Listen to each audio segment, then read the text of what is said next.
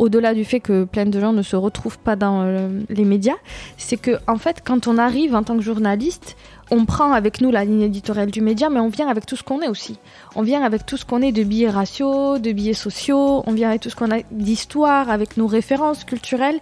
Et en fait, les médias s'appauvrissent à n'être constitués que de gens qui se ressemblent. C'est ça qu'il faudrait qu'on fasse comprendre en fait aux directions des médias, c'est qu'aussi dans leur intérêt qu'on se bat en fait, pour qu'il y ait des idées de sujets, des idées d'angles, etc., qui soient nouveaux parce qu'il y a des personnes qui ne leur ressemblent pas.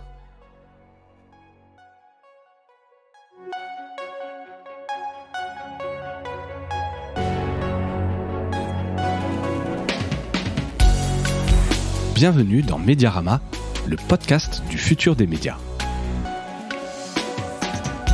Je suis François Desfossés et chaque semaine, je rencontre des entrepreneurs, des têtes penseuses et des experts de la galaxie média. Ce podcast est proposé par Cosa Vostra, agence de conseil tech et créative. Retrouvez-nous sur cosavostra.com.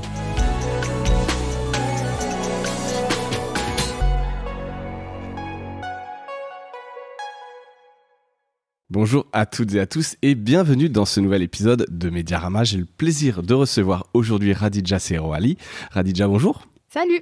Et bienvenue dans ce podcast. Tu es journaliste chez Mediapart et une des cofondatrices de l'association AJAR, Association des journalistes antiracistes et racisés. Et donc c'est plutôt pour parler de cette association aujourd'hui que je t'ai invité. Même si tu as des choses à dire sur Mediapart, tu pourras les dire. Hein. Tu sais que le micro est ouvert, mais on a déjà eu l'occasion d'en parler.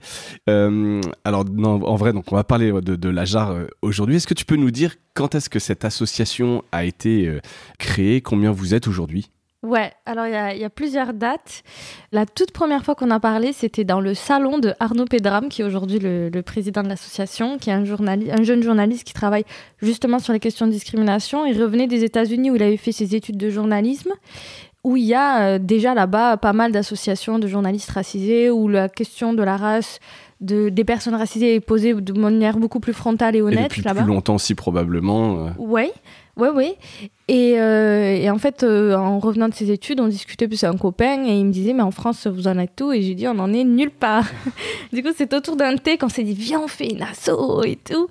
Et la première réunion, c'était pas très longtemps après, c'était le 22 janvier 2022. C'était vraiment, comme disent les jeunes, en soum-soum, très discrètement, parce qu'on avait vachement peur de la réception, ouais. Voilà.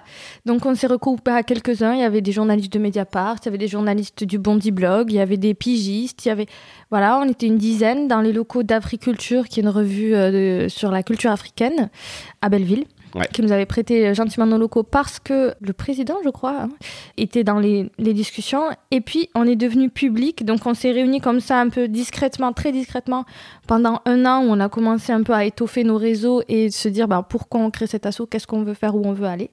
Et ce n'est que le 20 mars 2023 que le public a su, par une tribune qu'on a publiée dans Libé, qui a été signée par 160 journalistes, dont la plupart après sont devenus membres de l'association, qui étaient des journalistes de télé, de radio, de presse écrite, dans l'Hexagone, en Outre-mer. Il y avait une grande diversité, dans des médias classés à gauche, dans des médias classés à droite, dans des médias... voilà. Donc c'était très divers, on était très contents. Donc une tribune assez forte, oui, voilà, avec un vrai soutien. Et l'accueil a été bon ?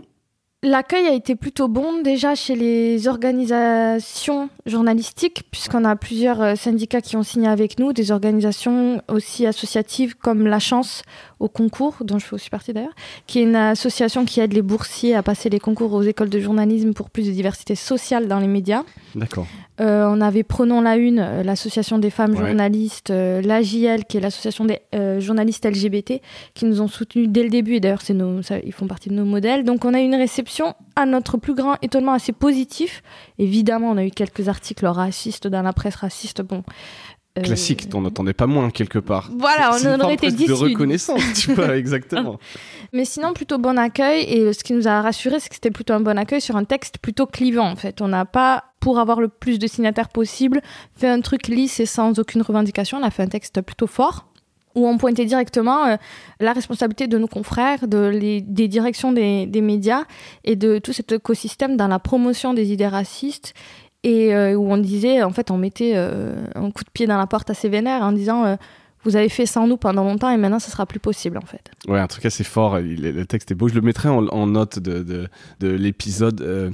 Et pour celles et ceux qui débarqueraient, je permets de poser la question, parce qu'en fait, vous le définissez sur le site internet et ça fait partie juste de votre nom, hein, de l'Ajar. Qu'est-ce que le terme racisé veut dire ou recouvre? Qu'est-ce que tu mets derrière? Mais je vais te répondre, mais juste avant, je suis une mauvaise journaliste, je n'ai même pas répondu à la question d'avant. On a à peu près 200 maintenant. Oui, c'est vrai que Voilà. c'est ma faute, c'est que je fais souvent des doubles questions. Donc, effectivement, la date, la genèse que tu viens très bien de raconter, et vous êtes donc 200 membres de l'association. À peu près, parce qu'on a toujours des gens qui adhèrent en cours de route.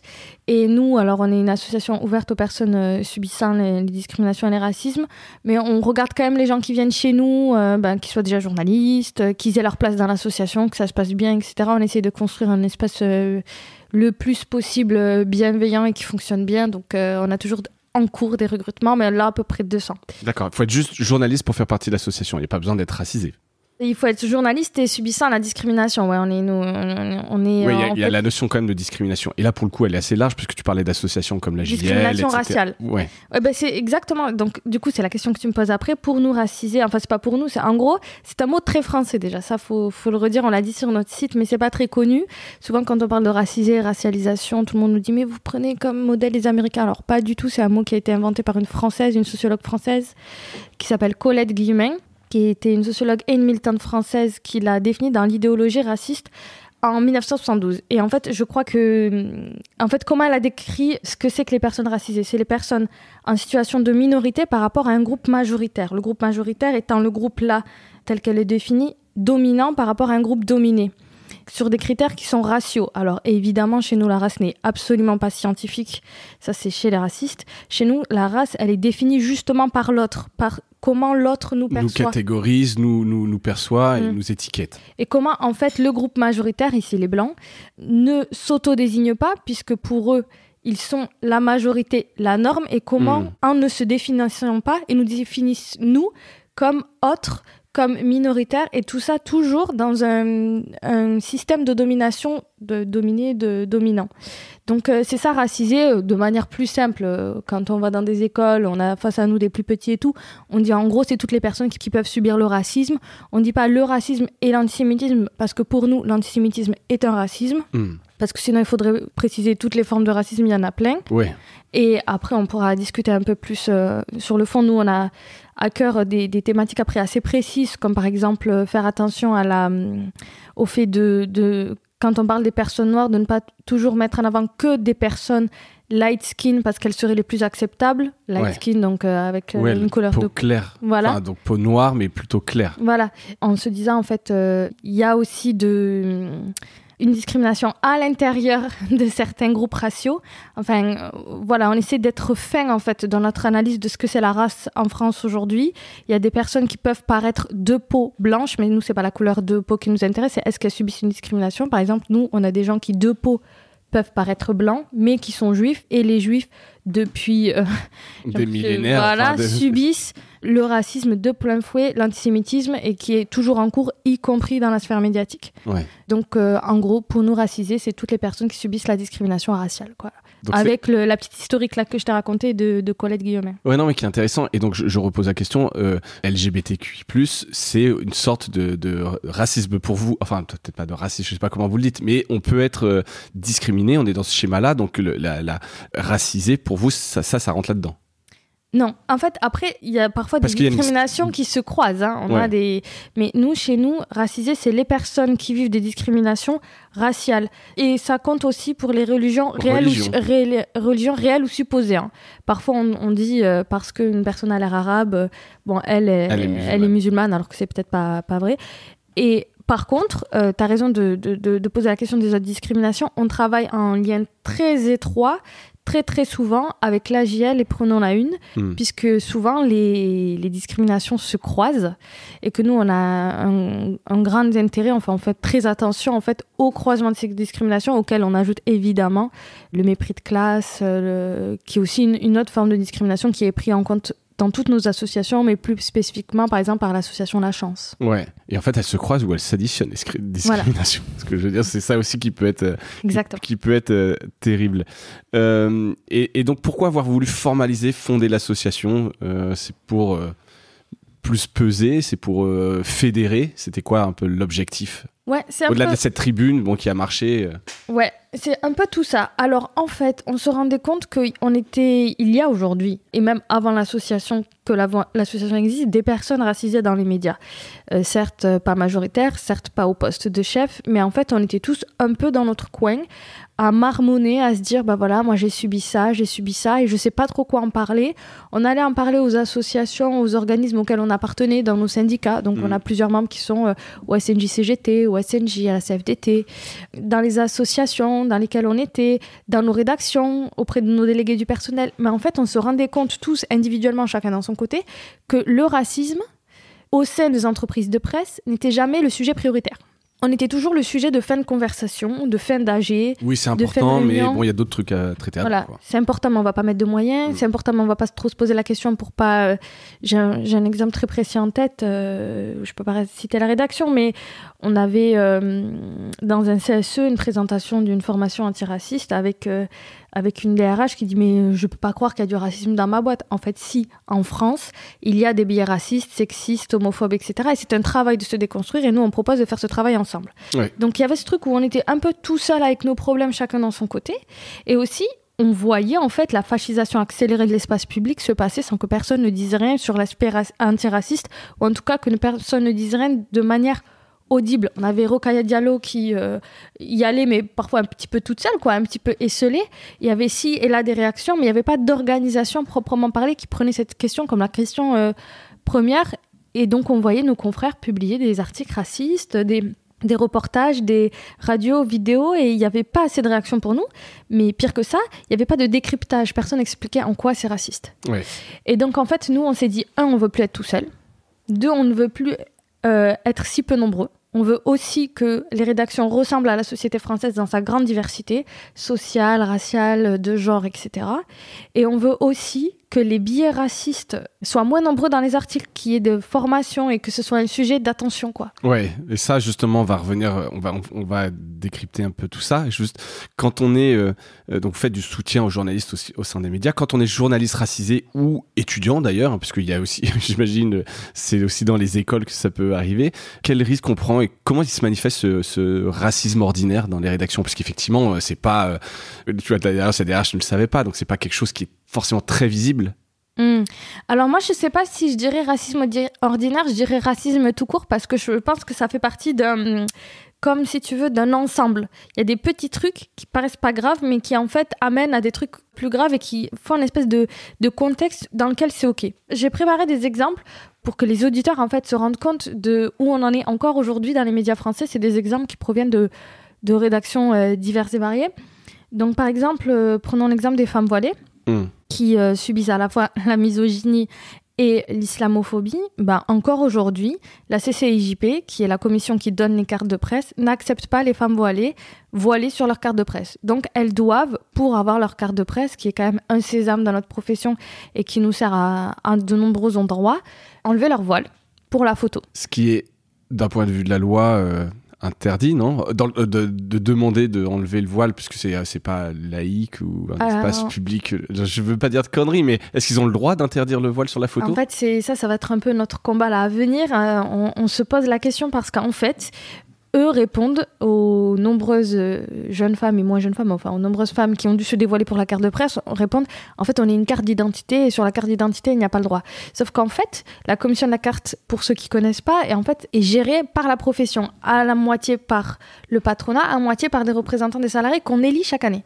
Oui. Donc c'est pas un établissement public, gouvernemental ou... Donc ils pourraient choisir... pas l'administration quoi. Voilà, exactement. C'est une organisation professionnelle et ils pourraient choisir d'être inclusifs, ils choisissent de ne pas l'être. Et c'est pas tout. Pour les femmes voilées, en plus de ne pas pouvoir être voilées sur leur carte de presse, elles ne peuvent pas travailler dans certains endroits qui, dans le règlement intérieur, interdit les femmes voilées. C'est le cas d'au moins, et là je les cite pas nommément juste parce qu'en fait c'est un dossier qu'on est en train de suivre, c'est au moins le cas de 2 médias publics. Donc voilà, bon courage aux femmes voilées qui veulent être journalistes et aux jeunes femmes voilées qui veulent voir dans les médias des femmes qui leur ressemblent. Pour l'instant, c'est bien compliqué. Il y a des petits trucs, comme je disais tout à l'heure, les petits trucs, les noms. Il arrive très souvent, et dans plein de boîtes, y compris de gauche, que les personnes racisées soient échangées. Par erreur, tu veux dire ? Par erreur. mais très régulièrement. En fait, on a l'exemple, quasiment tous les gens dans l'asso, y compris moi, ont des choses à raconter sur ça. Et en fait, on ne nous échange jamais avec des personnes blanches. Et en quoi c'est problématique et que c'est pas juste une petite erreur et que ça fait un contexte, c'est que les personnes racistes sont toujours prises pour le groupe. Donc on est l'arabe, on est l'asiatique, on est la juive, etc. Et on nous échange souvent entre personnes du même groupe racial. C'est pas parce que ce n'est pas fait de manière consciente que c'est pas pour autant raciste. Et c'est pour ça qu'en fait, nous, on n'est pas dans le combat. Bien évidemment qu'on combat les idées racistes, mais que parfois on se dit c'est des biais inconscients qui sont en fait ancrés dans notre société. Et en fait, il faut travailler avec les gens. Il faut en prendre conscience.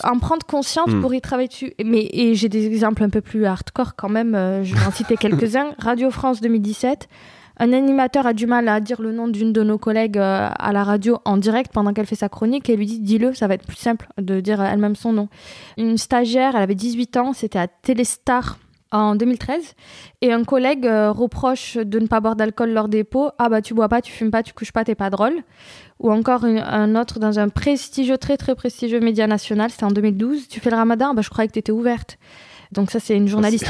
Prends ça dans la gueule. Ouais, c'est une journaliste bien installée en CDI qui dit ça à une jeune femme en CDD qui était précaire et qui n'avait pas pu répondre comme elle l'avait voulu. Des exemples comme ça, moi, voilà, une collègue de l'AJAR qui fait de la radio, qui est noire et qu'un producteur, il me semble, de médias publics appelé Ma Panthère, Mon Chocolat, des trucs comme ça. Des exemples comme ça, on en a plein. Des discriminations à l'embauche, on en a plein. Ouais. Des récits où, en fait, la personne n'a pas été prise à cause de ça. Et en fait, des exemples, on en a beaucoup trop.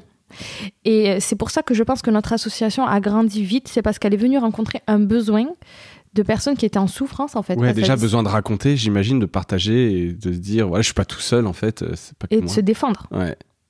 Et c'est quoi les conséquences concrètes de ce manque de journalistes racisés au sein des rédactions, dans le traitement, dans la fabrication de l'information? Donc là, on parle même pas forcément du racisme, mais peut-être de biais qu'on peut avoir par ce manque de représentation.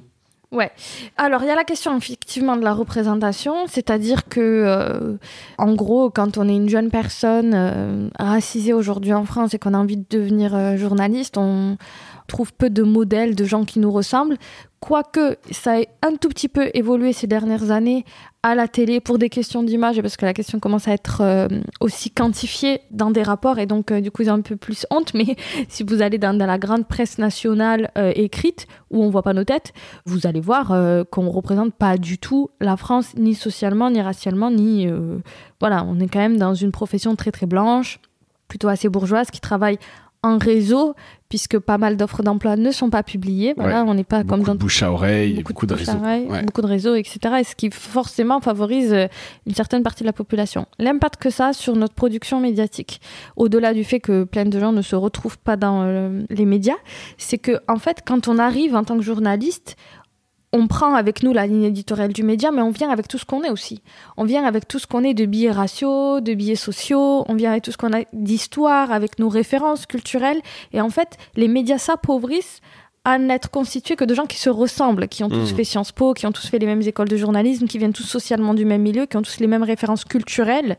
Et donc, nous, on estime qu'en fait, on s'appauvrit par le manque de diversité. Et c'est aussi c'est ça qu'il faudrait qu'on fasse comprendre en fait aux directions des médias, c'est qu'aussi dans leur intérêt qu'on se bat en fait pour qu'il y ait des idées de sujets, des idées d'angles, etc.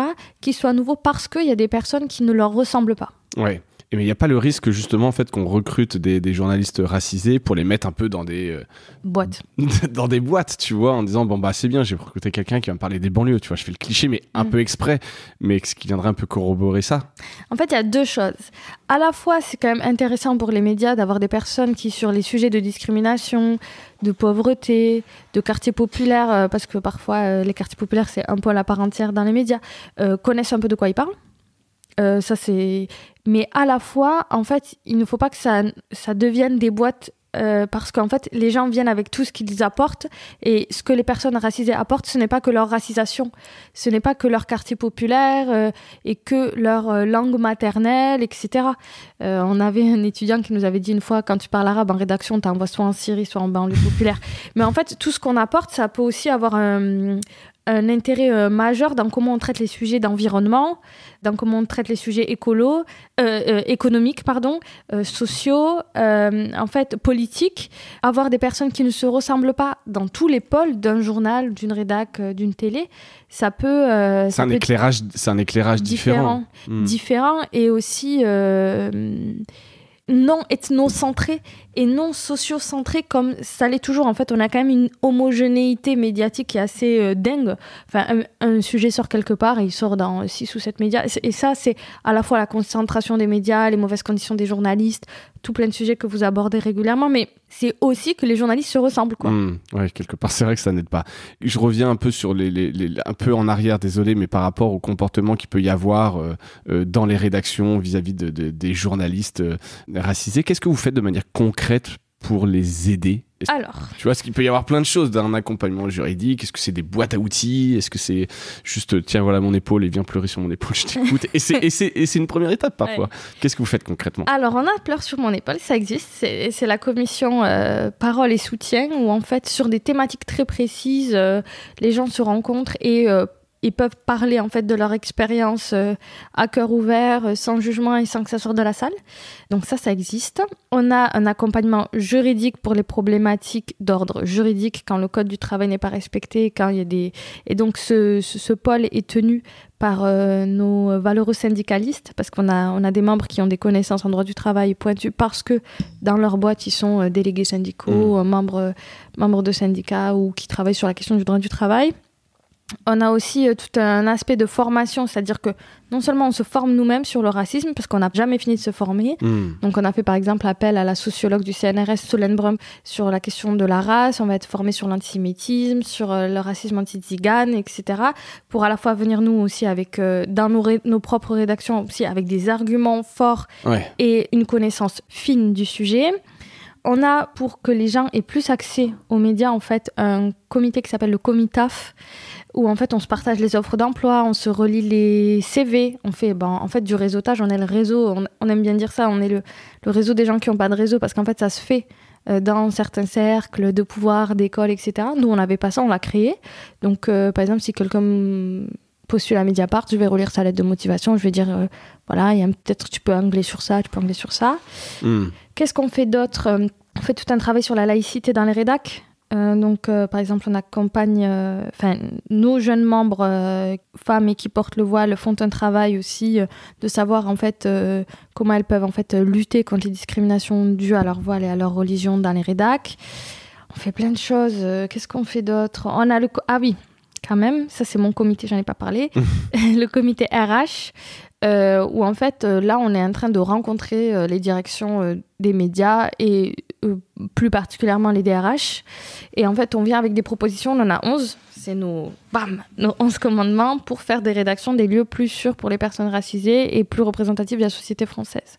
Avec pas mal de propositions, comme par exemple former l'ensemble des salariés et plus particulièrement les délégués du personnel, les RH et les managers à ce que c'est que le racisme, comment le détecter, comment on y répond, etc. D'accord. Et donc ça, c'est une charte qu'ils peuvent signer Alors, déjà, vous venez les expliquer. Voilà. Déjà, il y a un peu de pédagogie, etc. Prendre conscience. Voilà. Pour l'instant, on les a écrits. Et en fait, ça a pris pas mal de temps parce que pour qu'on se mette d'accord dans une si grande asso sur qu'est-ce qu'il faut faire en fait, dans nos rédacs très, très concrètement. Et là, en fait, on va faire... on va faire du lobbying, en gros. Quoi. Mais du lobbying bien, quoi. On va aller voir les entreprises et dire... Voilà, en fait, toutes les entreprises de presse sont sujettes à des biais racistes dans le recrutement, etc., dans le traitement médiatique. Nous, on vous propose ces 11 solutions. Et c'est pas 11 solutions qui sont... je veux dire, ils signent pas un contrat avec l'AJAR, quoi. Ils signent un contrat plutôt avec eux-mêmes et avec les salariés. Une sorte de charte qu'ils pourraient publier de la même manière qui a été fait sur le climat ou sur l'IA. Voilà. Mais après, c'est 11 points un peu... comment dire? Ça, c'est le nec plus ultra de ce qu'on peut faire, quoi. Ouais. Par exemple, mais c'est des idées, enfin, ça se discute. Par exemple, nous, on propose des race éditeurs. Il y a des gender éditeurs qui font attention à ce qu'il n'y ait pas de biais sexistes dans les articles. Par exemple, pourquoi on décrirait beaucoup plus le physique d'une femme dans un procès que celui des hommes, faire attention aux commentaires sexistes, etc. Ça, il y a quelques gender éditeurs dans la presse française qui s'occupent de faire ça. Sur l'illustration, veiller en termes d'illustration, de photos, qu'on ait autant d'hommes que de femmes, etc. En tout cas, ou un équilibre, quoi. Eh ben, on pourrait faire ça avec le race editor, par exemple. On veillait à ce que dans les illustrations, les personnes noires ne soient pas échangées, parce que ça arrive quasiment toutes les semaines. On a un thread sur les personnes noires qui sont échangées. On prend une telle actrice pour mettre Aya Nakamura. Enfin, voilà, et ça arrive souvent avec les personnes noires quand même, en termes de photos, très très souvent. Ouais. Pour nous, c'est de la misogynie noire très claire. Et donc, du coup, on se dit, il faudrait quelqu'un, en fait, dont c'est le rôle, en fait. C'est son rôle. Ça n'existe pas en France ? Je crois pas. Je crois pas. On a fait un petit peu le tour des médias. Pour l'instant, il y a quelques gender éditeurs. La première était la nôtre, Lénaïque Bredou à Mediapart. Ouais. Mais on en est très loin là. Ouais. On a déjà... L'IA pourrait peut-être aider là-dessus, non ? Honnêtement, je sais pas. Je sais pas... reconnaître sur une photo un homme, une femme, une personne noire. Alors après, reconnaître précisément que telle personne correspond bien ou non, c'est peut-être un autre sujet, mais on pourrait développer une IA qui scanne avant, qui dit attention, vous en êtes à plus d'hommes que de femmes, etc. J'imagine qu'il y aurait des trucs à faire là-dessus. Peut-être sur... tu vois, peut-être que la techno pourrait aussi aider quelque part à combattre ces biais inconscients, quoi. Ah mais nous, on veut que nos collègues, en fait, soient formés à ça. C'est juste moi qui réfléchis en plus comment on pourrait améliorer ça. Mais effectivement, de base, ce serait mieux que les gens soient formés et le fassent spontanément. Exactement. Et pas spontanément, mais du coup, être formé, c'est aussi une de nos propositions, la formation des personnels, des entreprises de presse, tout personnel confondu aux questions de racisme et de biais racistes, Ouais, c'est clair.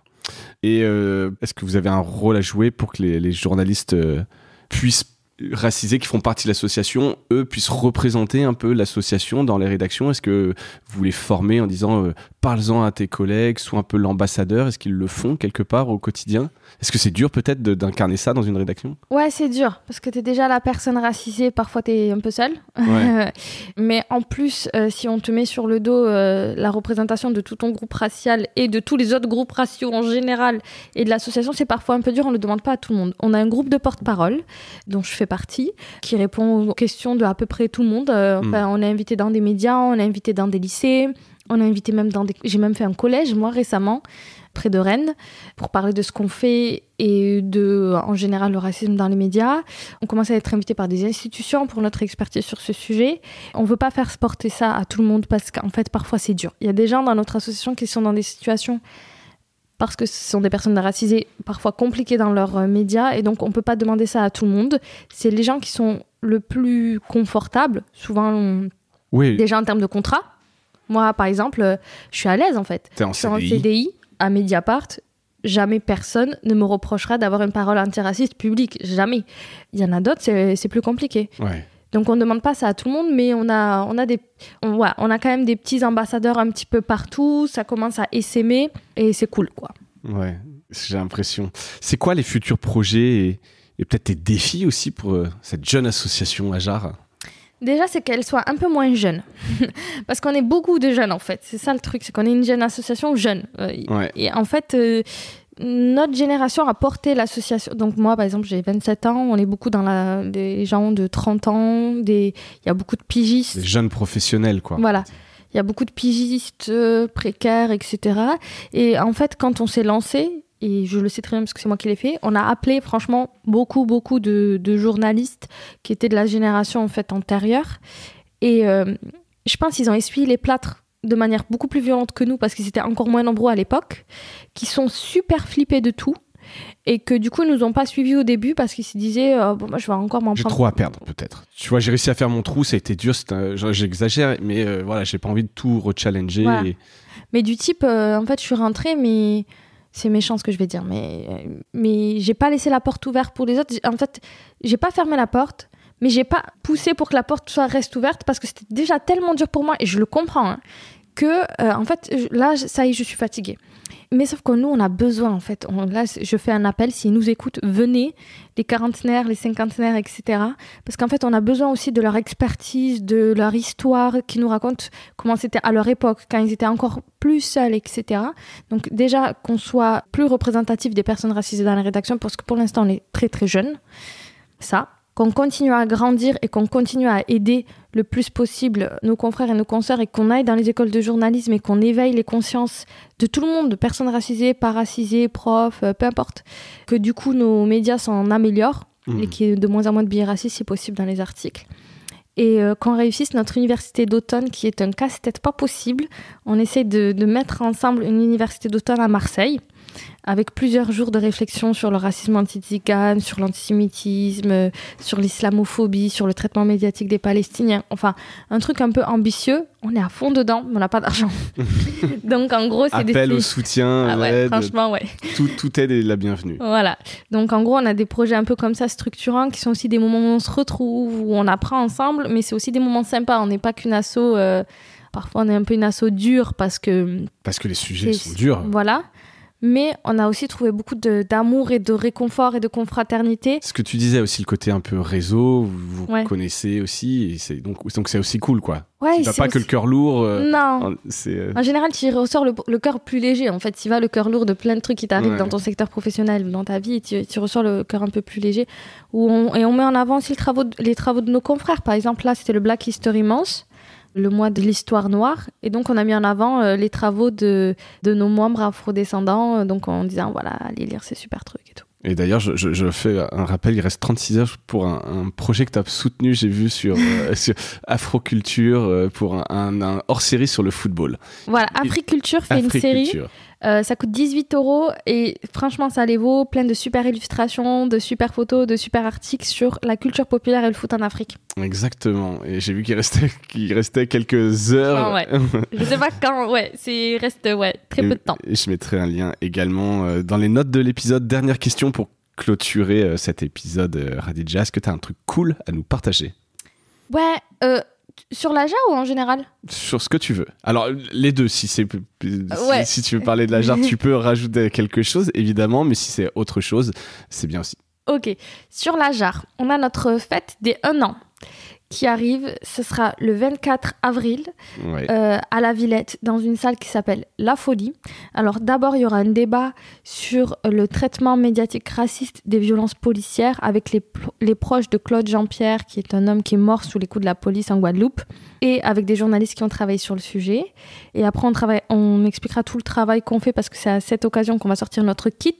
Comme la JL, on a un kit de bonnes pratiques médiatiques qui va sortir à cette occasion-là. Et après, on fera la fête avec des super DJ et ça sera super cool. L'année dernière, la fête a été super complète. Il y avait même la queue devant la salle et tout. C'était génial. Bon, peut-être pas pour les gens dans la queue, mais à l'intérieur, c'était génial.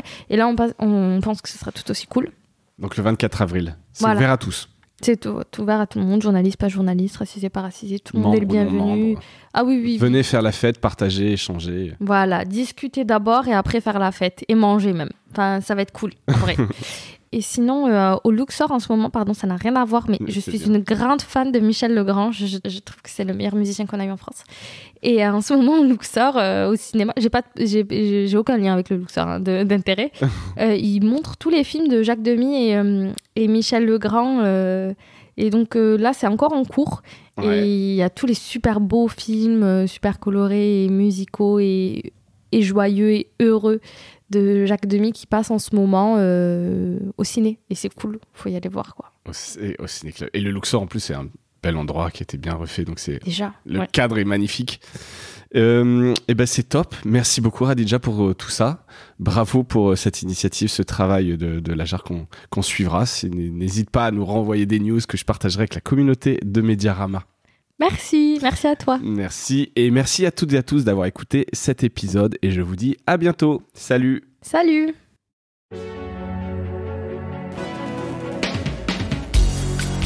Voilà, Mediarama s'achève. Si cet épisode vous a plu, n'hésitez pas à le liker et le partager. Et puis, si vous souhaitez être accompagné par notre agence Cosa Vostra, contactez-moi par mail mediarama@cosavostra.com. Portez-vous bien.